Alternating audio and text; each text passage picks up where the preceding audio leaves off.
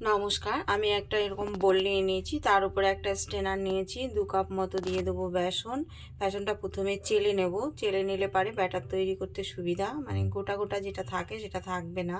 আমি একটা গাঢ় ব্যাটার তৈরি করব। একটু নুন দিলাম আর হিং দিলাম, দিয়ে অল্প অল্প জল দিয়ে গুলে একটু গাঢ়, মানে বেগনি যেরকম তৈরি করি ব্যাটার, বেগনির ব্যাটার ঠিক তার থেকে একটুখানি হালকা মোটা হবে। এই যে ঠিক এরকম হবে ব্যাটারটা।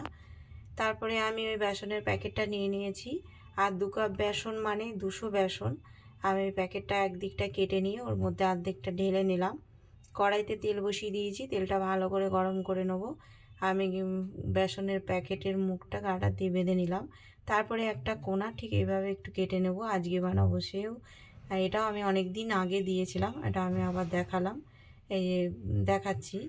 এরা এইভাবে কেটে নিয়ে একটুখানি দেখে নিতে হবে ঠিক কীভাবে বেরোচ্ছে। তারপরে এই তেলের মধ্যে এভাবে দিয়ে দিতে হবে। দিয়ে দেখুন কি সুন্দরভাবে সেও হয়ে যাচ্ছে।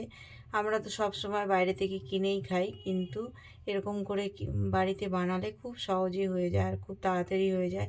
কিছুই লাগে না, শুধু বেসন আর তেল, আর অন্য কোনো কিছু লাগে না। এই যে আর 2 কাপ বেসনে মোটামুটি 2টো প্যাকেট হয়ে যাবে, বড় বড় 2টো প্যাকেট সেও হবে।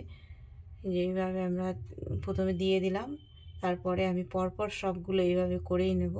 এই যেভাবে করছি ঠিক দেখুন, এর মতো সহজ বোধহয় আর কোনো কিছুই নেই। অথচ আমরা বাইরে থেকে কোন তেলে খাই কোনো ঠিক নেই।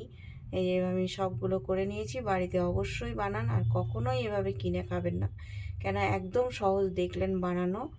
এই কতটা খাস্তা হয়েছে দেখুন। বাড়িতে বানান, খান, এনজয় করুন। ধন্যবাদ।